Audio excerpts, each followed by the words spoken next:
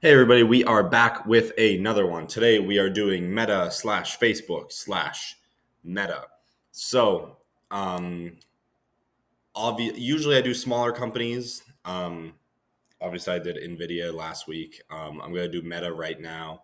Probably doing Amazon later. I want to get these bigger companies reviewed and looked at so I can kind of get a better sense of a mature well-established companies' financials, and also just to see how they're doing, see if anything bad is happening, anything good is happening. But anyway, that's it. I just want to get into it. I want to do as many stocks as I possibly can. So anyway, let's do it. Make sure to subscribe, and this is Meta.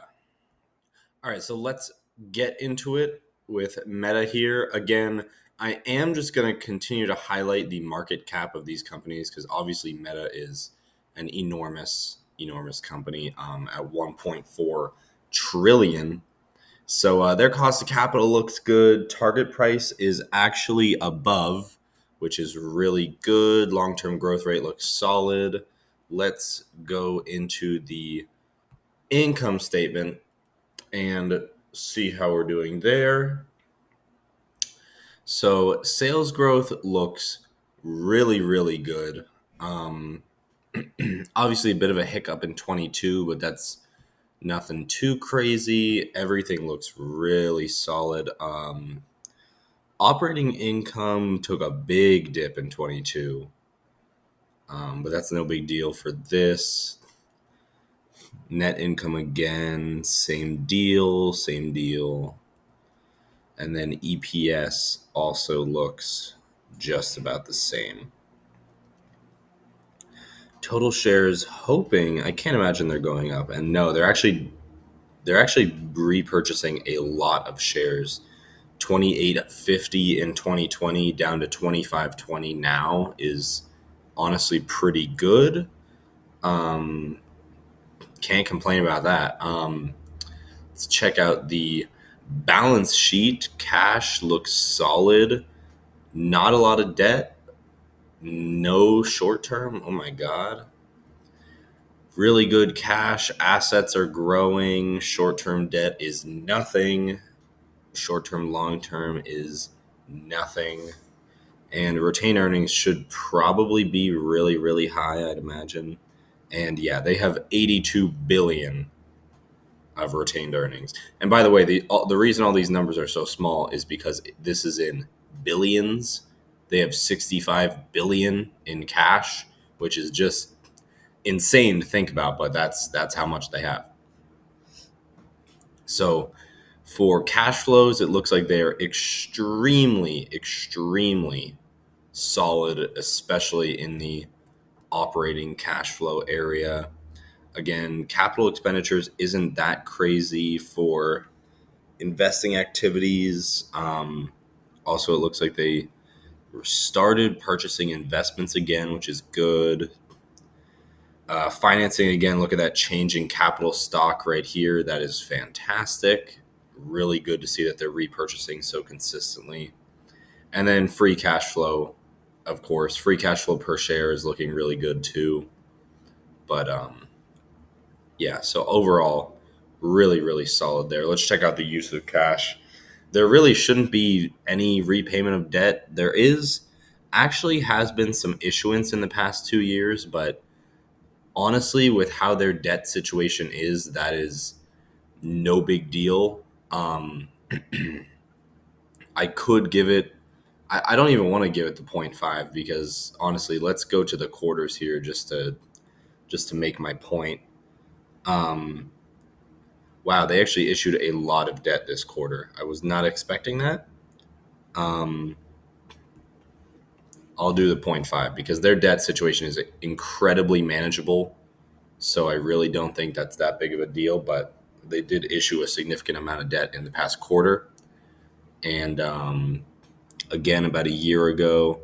And overall, their repayments are not outpacing it. But at the same time, they genuinely have no significant debt at all. Their dividends just started, which is really cool.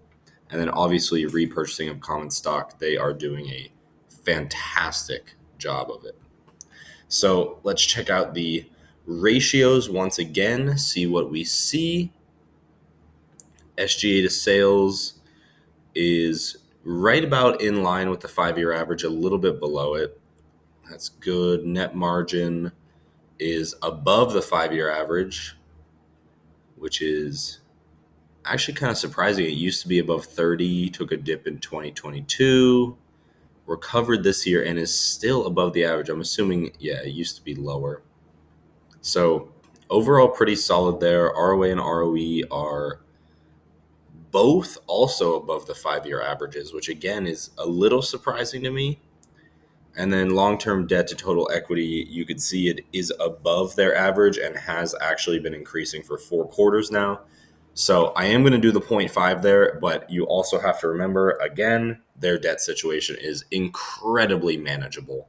No big deals here, nothing too crazy. So overall for Meta, 22 out of 23 got a 97. That is really, really solid.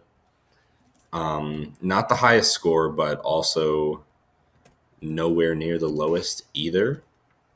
So anyway, after that, let's go into their recent earnings report. So biggest thing here is revenue beats. So advertising outpaced, other outpaced, which is basically just other family of apps. So they have two segments here: family of apps and then reality labs. Family of apps is like Facebook, Instagram, WhatsApp, things like that. And then reality labs is their sort of metaverse VR area. So obviously there's a massive difference in revenues here, but overall you could see they did beat on revenue there. Operating income looks like they beat on that as well. You could see their margins here. Both were significantly better. Reality Labs had a massive loss. Actually, they had a larger loss than expected, but that's not too bad considering how little revenue that is. And then their family of apps margins were actually better significantly. Capital expenditures was 2.5 billion less than expected, which is good. More cash from operations, much more free cash flow. Ad impressions delivered was a little short, but honestly, growth in that at all is pretty solid. And then average price per ad up 11%, basically doubled the estimate, which is really solid. Daily active people fell a little bit short, but that isn't too crazy. 3.29 billion people using your applications every single day is unheard of. And then ARPP, I honestly don't know what that means, but they beat on it, which is probably good. So there's also another thing I wanted to show here. This is just the analyst takeaways, basically. So I'm imagining if you're on your phone, it's probably a little small, but I'm just going to highlight a few things. So Q3 results solidify position as top designation for advertisers. Let me see. Solid quarter, but revenue fell short of elevated expectations. That is one thing. They have extremely high expectations. And price target raised to 650 is one. Price target at 630. There's another one.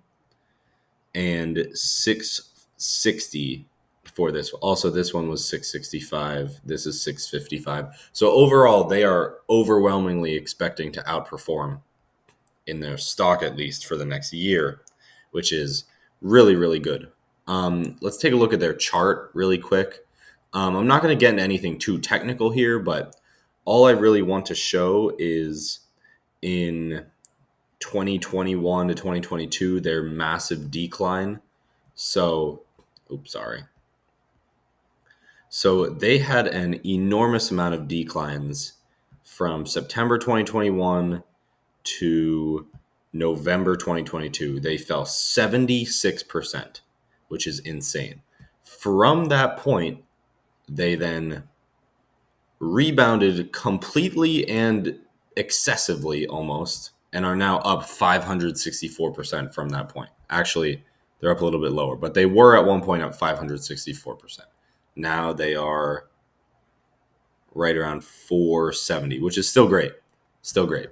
So just looking at this enormous rebound, they were at a basically 7 or 8 year low from their 2015 stock price to where they were at. Anybody who got in anywhere in this area is massively rewarded.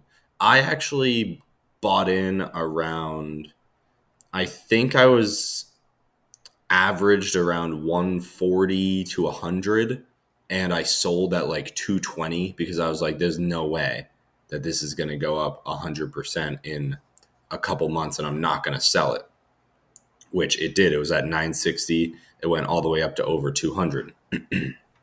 So I actually did make out pretty nicely on the meta trade. I sold it, and then it continued to triple after that. So still felt good about it, but that was back in the day. But anyway, just a thing to note here, they've seen an enormous amount of growth here, so take that into consideration. And I think that is it for Meta. Hope you enjoyed. Hope you got something out of this. Hope you learned. Make sure to subscribe, and I will see you next time.